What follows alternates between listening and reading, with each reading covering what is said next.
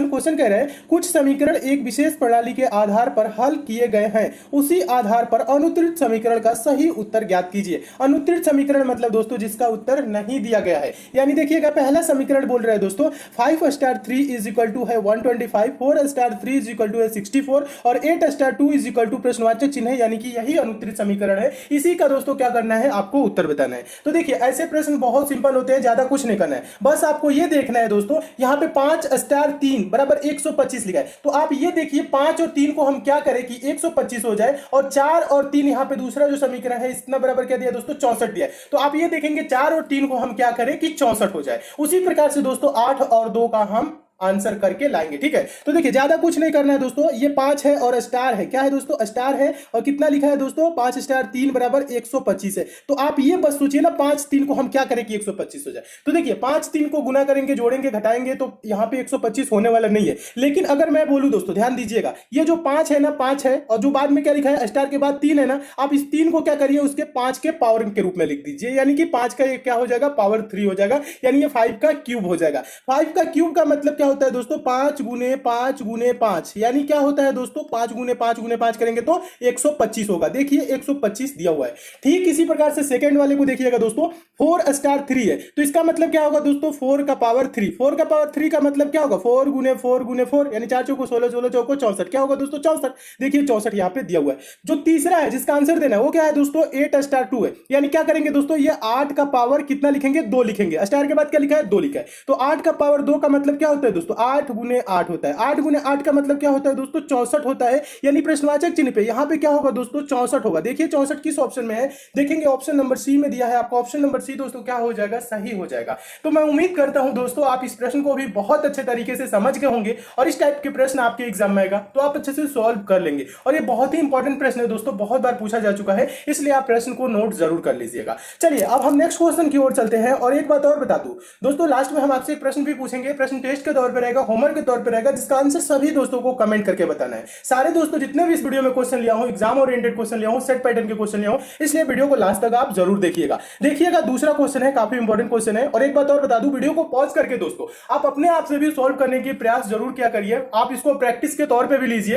पहले आप देखिए वीडियो को पॉज करके क्या आप इस प्रश्न को सॉल्व कर पा रहे हैं कि नहीं, ऐसे करेंगे तो आपकी प्रैक्टिस भी होगी। ठीक है, तो साथ साथ में प्रैक्टिस भी क्या करिए, लास्ट में कमेंट भी करके बताइएगा इन 5 प्रश्नों में से आपको कितने प्रश्न आते थे, आपने कितने प्रश्न सही किए। तो देखिए दूसरा क्वेश्चन क्या है, क्वेश्चन ये लिख रहा है निम्नलिखित दिए गए विकल्पों में से विषम या भिन्न या अलग विकल्प चुनिए। यहां पे देखिए 4 विकल्प दिए गए हैं, कौन कौन, option number A B C और डी। इनमें से क्या है दोस्तों 3 एक जैसे हैं, एक अलग है, उसी की पहचान करना है। तो कैसे पहचान करेंगे, पहले तो आप देखिए सब में संख्या दिया है, 10 है, 115 है, 30 है, 5 है। अब बताइए सम विषम के आधार पे तो आप देखेंगे तो यहां पे देखेंगे 10 सम संख्या है, 30 सम संख्या है और यहां पे देखेंगे 115 विषम है, 5 भी विषम है। यानी सम विषम के आधार पे नहीं दे सकते, क्योंकि यहां पे 3 सम होता है, 1 विषम होता, या 3 विषम होता, 1 सम होता, तब तो हम आंसर कर सकते हैं। ऐसा तो है नहीं, तो अब कैसे देखेंगे, देखिए ध्यान दीजिए मैं बता रहा हूं। यहां पे देखिए, यहां पे दोस्तों 10 जो है ये भाज्य संख्या है, यहां पे 115 है ये भी भाज्य है, यहां पे 30 है ये भी भाज्य है, यहां पे 5 है ये क्या है दोस्तों, ये एक अभाज्य संख्या है। अभाज्य संख्याएं कौन संख्या होती है दोस्तों, जो 1 से कटती है और स्वयं से कटती है, अन्य किसी संख्या से नहीं कटती है। ठीक है, यहां पे 10 जो है ना दोस्तों ये 2 से भी कटेगा, 5 से भी कटेगा। 115 है ना दोस्तों ये 5 से भी कटेगा, 1 से भी कटेगा, 5 से भी कटेगा, समझ रहे हैं ना। यहां पे 30 है ना ये 2 से भी कटेगा, 3 से भी कटेगा, 5 से भी कटेगा, 6 से भी कटेगा। लेकिन जो 5 है ना दोस्तों ये सिर्फ 1 और 5 से ही कटेगा, किसी अन्य संख्या से नहीं कटेगा। इसलिए दोस्तों क्या होगा 5 इसमें विषम हो जाएगा, या कह लीजिए भिन्न हो जाएगा, या अलग हो जाएगा। कहने का मतलब है दोस्तों ये जो डी ऑप्शन है ना ये इन तीनों से अलग है, इसलिए आपका आंसर क्या होगा ऑप्शन नंबर डी सही हो जाएगा। तो मैं उम्मीद करता हूं दोस्तों आप इस प्रश्न को बहुत अच्छे तरीके से समझ गए होंगे और इस टाइप के क्वेश्चन आपके एग्जाम में आएगा तो आप अच्छे से सॉल्व कर लेंगे। चलिए अब हम नेक्स्ट क्वेश्चन की ओर दोस्तों चलते हैं। अगला क्वेश्चन देखिएगा, तीसरा क्वेश्चन भी काफी इंपॉर्टेंट क्वेश्चन है, हम आपको बता दें ये भी दोस्तों मोस्ट इंपॉर्टेंट क्वेश्चन है। पूछा गया प्रश्न है, इस टाइप के प्रश्न भी हमेशा एग्जाम में पूछे जाते हैं। सिंपल तरीका बता रहा हूं दोस्तों, एक लाइन में आंसर आता है, ऐसे प्रश्नों को सॉल्व करना सेकंडों का काम है। प्रश्न को पहले आप अच्छे से पढ़िएगा।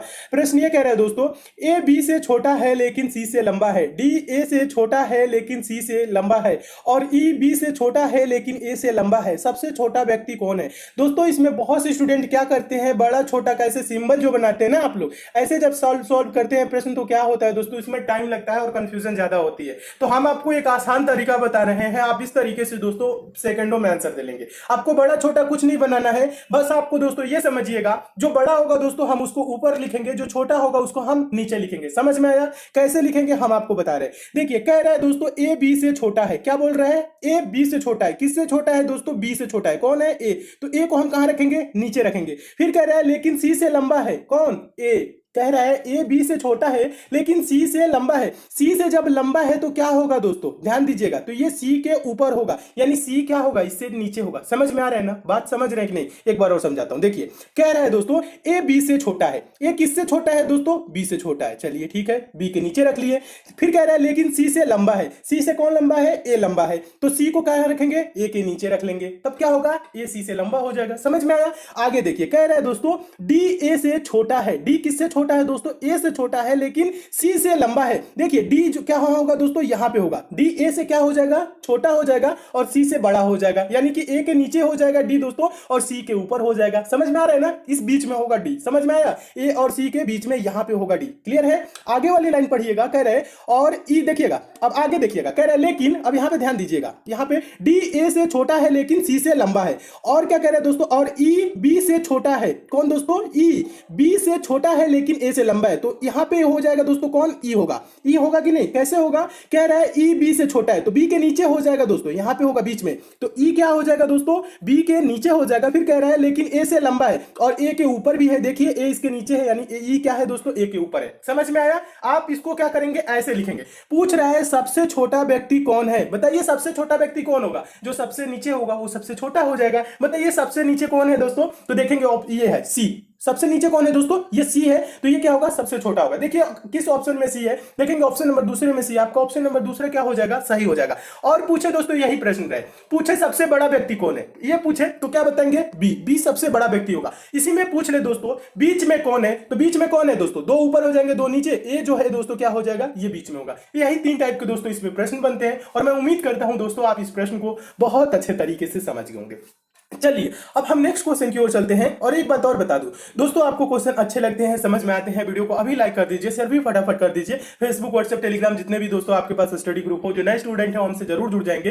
दोस्तों आप चैनल को सब्सक्राइब कर लीजिएगा, नोटिफिकेशन बेल को भी जरूर ऑन कर लीजिएगा, ताकि जितनी भी दोस्तों मैं इंपॉर्टेंट वीडियो दूं उसकी आपको नोटिफिकेशन मिले। दोस्तों आप किसी भी गवर्नमेंट एग्जाम की प्रिपरेशन करते हैं तो आप हमसे जरूर जुड़िए चैनल को सब्सक्राइब करके, आपको काफी लाभ होगा। दोस्तों हम एग्जाम ओरिएंटेड क्वेश्चन ही कराते हैं जो आपके एग्जाम में बार बार पूछे जाते हैं, इसलिए दोस्तों आप हमसे जरूर जुड़िए। चलिए देखते हैं चौथा क्वेश्चन। देखिएगा चौथा क्वेश्चन भी बहुत इंपॉर्टेंट क्वेश्चन है, बहुत बार दोस्तों ये पूछा जा चुका है। ऐसे प्रश्न हमेशा पूछे जाते हैं। सिंपल तरीका बता रहा हूं, पहले प्रश्न को ध्यान से पढ़िए। प्रश्न कह रहा है दोस्तों कुछ समीकरण एक विशेष प्रणाली के आधार पर हल किए गए हैं, उसी आधार पर अनुत्तरित समीकरण का सही उत्तर ज्ञात कीजिए। अनुत्तरित समीकरण मतलब जिसका उत्तर नहीं दिया गया है। देखिएगा तीसरा यहाँ प्रश्नवाचक चिन्ह है, या इसी पे जगह पे बताना है कौन सी संख्या होगी। तो पहले क्या करेंगे दोस्तों, यहाँ पे देखिए तीन समीकरण दिया गया ए बी सी। पहले ए देखिए 9 + 8 + 7 बराबर क्या है दोस्तों? 8 लिखा है। 6 + 4 + 2 बराबर 4 लिखा है। 5 + 4 + 9 बराबर क्या है दोस्तों? ये आपको बताना है। ठीक है, तो सबसे पहले क्या करेंगे, आप ये देखेंगे 9 8 7 को क्या किया है कि 8 लिखा है। तो देखिए अगर मैं बोलूं दोस्तों, समझने का प्रयास कीजिएगा, 9 और 7 को जोड़ेंगे तो क्या होगा? 16 होगा। 16 में से 8 को बीच वाली संख्या को घटाएंगे तो क्या हो जाएगा दोस्तों? 8 हो जाएगा। इसी प्रकार से 6 और 2 को जोड़ेंगे तो क्या होगा? 6 और 2 को 8 होगा। 8 में से ये बीच वाला संख्या 4 घटाएंगे तो क्या होगा दोस्तों? 4 होगा। समझ में आ रहा है? इसी प्रकार से आगे देखिएगा दोस्तों, 5 और 9 को जोड़ेंगे तो क्या होगा? 14 होगा। 14 में से 4 घटाएंगे तो क्या होगा दोस्तों? 10 होगा। देखिए 10 किस ऑप्शन में है? देखेंगे 10 किसी भी ऑप्शन में नहीं है। तो क्या करेंगे, प्रश्न को हम ऐसे सॉल्व नहीं करेंगे। प्रश्न के लिए हम क्या करेंगे? कुछ दूसरा रूल अप्लाई करेंगे। ठीक है, दूसरा रूल क्या करता है दोस्तों? आप समझिएगा, हमें क्या करना है, 9 8 7 को ही कुछ करके 8 लाना है। ठीक है, तो करिए। देखिए अब यहां पे मैं समझा रहा हूं, आप एक बार इन संख्याओं को जोड़िए। 9 और 8 जोड़ेंगे 17 होगा। 17 में दोस्तों 7 जोड़ेंगे तो क्या होगा दोस्तों? 24 होगा। 24 को क्या करें कि 8 हो जाए। अगर हम बोले 24 को आप 3 से भाग कर दीजिए तो क्या होगा दोस्तों? 8। देखिए 8 यहां पे दिया हुआ है। ठीक, इसी प्रकार से आगे वाले समीकरण को देखिएगा। चलिए तीनों संख्या को जोड़िए, 6 4 10, 10 2 12, जोड़ने पे क्या हुआ दोस्तों? 12 हुआ। 12 को भी क्या करिए? 3 से ही भाग करिए। 3 से भाग करेंगे तो क्या होगा? 4 होगा। देखिए 4 यहाँ पे दिया हुआ है। ठीक इसी प्रकार से लास्ट वाले समीकरण को भी दोस्तों करिएगा। 5 4 9 9 9 18, जोड़ने पे क्या हुआ? 18। इसको भी क्या करिए? 3 से भाग करिए तो क्या होगा? 3 6 18, यानी प्रश्नवाचक चिन्ह पे क्या होगा दोस्तों? 6 होगा। 6 देखिए किस ऑप्शन में है? देखेंगे ऑप्शन नंबर डी में है। आपका ऑप्शन नंबर डी दोस्तों क्या हो जाएगा? सही हो जाएगा। तो मैं उम्मीद करता हूं दोस्तों आप इस प्रश्न को भी बहुत अच्छे तरीके से समझ गए होंगे और इस टाइप के भी क्वेश्चन आपके एग्जाम में आएगा तो आप अच्छे से सॉल्व कर लेंगे। चलिए अब हम नेक्स्ट क्वेश्चन की ओर चलते हैं। और एक बात और बता दूं दोस्तों, अगर आप मैथ में कमजोर छात्र हैं तो आपको टेंशन लेने की बिल्कुल भी जरूरत नहीं है, क्योंकि सेकंड वाले चैनल एग्जाम फिनिशर पे दोस्तों मैं मैथ बेसिक से पढ़ा रहा हूं, जीरो लेवल से पढ़ा रहा हूं और चैप्टर वाइज पढ़ा रहा हूं। एग्जाम फिनिशर का लिंक दोस्तों मैं नीचे डिस्क्रिप्शन बॉक्स में भी दे दिया हूं, आप यूट्यूब पे भी सर्च कर सकते हैं एग्जाम फिनिशर। उस चैनल पे जाकर दोस्तों चैनल को जरूर सब्सक्राइब कर लीजिएगा, नोटिफिकेशन बेल को भी ऑन कर लीजिएगा, ताकि वहां मैं जितने भी इंपॉर्टेंट वीडियो दूं उसकी आपको नोटिफिकेशन मिले। उस चैनल से दोस्तों आप लोग जरूर जुड़ जाइए। चलिए नेक्स्ट क्वेश्चन की ओर चलते हैं। पांचवा क्वेश्चन देखिएगा, पांचवा क्वेश्चन बहुत ही इंपॉर्टेंट क्वेश्चन है। सिंपल तरीका बता रहा हूं, आसान तरीका बता रहा हूं, बहुत आसान, आप काउंट कर सकते हैं ऐसे त्रिभुजों को। क्या बोल रहे हैं दोस्तों, दी गई आकृति में कितने त्रिभुज है। त्रिभुज मतलब तीन भुजाओं से घिरी हुई आकृति को त्रिभुज बोलते हैं। तीन भुजा का मतलब एक भुजा, दो भुजा, तीन भुजा, यानी ऐसे जो घिरेगा ना तो इसे क्या बोलेंगे, त्रिभुज बोलेंगे। चलिए अब हम आपको समझा रहे हैं। तो देखिए इसमें कितने त्रिभुज है, कैसे काउंट करेंगे हम आपको बता रहे हैं। पहले आप एक एक काउंट करिए, 1 2 3 4 5 6 7। कितने हैं दोस्तों, 7। ये नहीं है, ये त्रिभुज नहीं है, ध्यान दीजिएगा। ये जो फिगर है ना ये वाला, इसको आप 8 काउंट ना करिएगा, ये त्रिभुज नहीं है। क्यों नहीं है, क्योंकि इसमें चार भुजाएं से घिरी हुई आकृति है, ये तीन भुजाओं से घिरी हुई आकृति नहीं है। बहुत से स्टूडेंट क्या करते हैं, इसी को काउंट कर लेते हैं, तो ये त्रिभुज नहीं है। एक एक वाले कितने हो गए दोस्तों बताइए, एक एक त्रिभुज को मिला के कितने हो गए, 7 हो गए। ठीक है, अब देखिए, अब आप क्या करिए दोस्तों, यहाँ पे अब आप थोड़ा सा ग्रुप वाले बनाइए। देखिएगा मैं यहाँ पे समझाने की कोशिश कर रहा हूँ, ये वाला ध्यान दीजिएगा, ये वाला जो मेरा पेन चल रहा है ध्यान दीजिएगा, थोड़ा सा तिरछा चल रहा है, इसको सीधा कर दे रहा हूं। देखिए एक ये वाला होगा, होगा कि नहीं, होगा ना। चलिए फिर एक और दिखा रहा हूं आपको, यहां पे ध्यान दीजिए, एक ये वाला हो गया, कलर चेंज कर दे रहा हूं और आपको अच्छा से दिखेगा दोस्तों। यहां पे देखिएगा एक ये हो गया, अब एक ये वाला देखिए जहां पे पेन चल रहा है, दिखा आपको ये वाला, दिखा कि नहीं, ये दो हो गए। अब देखिए दो हो गए, एक ऊपर से देखिएगा ये वाला पेन चल रहा है, ध्यान दीजिएगा, एक ये वाला हो गया। कितना हो गया दोस्तों, ये 3 हो गए। कितने हो गए दोस्तों, इसको हम यहां पे काउंट कर दे रहे हैं। ये कितने त्रिभुज हो गए दोस्तों, 3 त्रिभुज हो गया, काउंट किए ना आप। अब देखिए 3 हो गए, अब यहां पे कलर चेंज कर दे रहा हूं और आपको काउंट करा रहा हूं। देखिएगा 3 ये हो गए, और एक क्या होगा दोस्तों, ये सबसे बड़ा वाला हो जाएगा, ध्यान दीजिएगा, सबसे बड़ा वाला जिसके अंदर सारे त्रिभुज बन रहे हैं, ये क्या हो जाएगा दोस्तों, एक ये हो जाएगा। यानी बस इसमें इतने ही त्रिभुज बनेंगे। काउंट करिए, 7 3 10 10 1 11। काउंट करने पे क्या है दोस्तों, 11 आया ना, कितना आया, 11।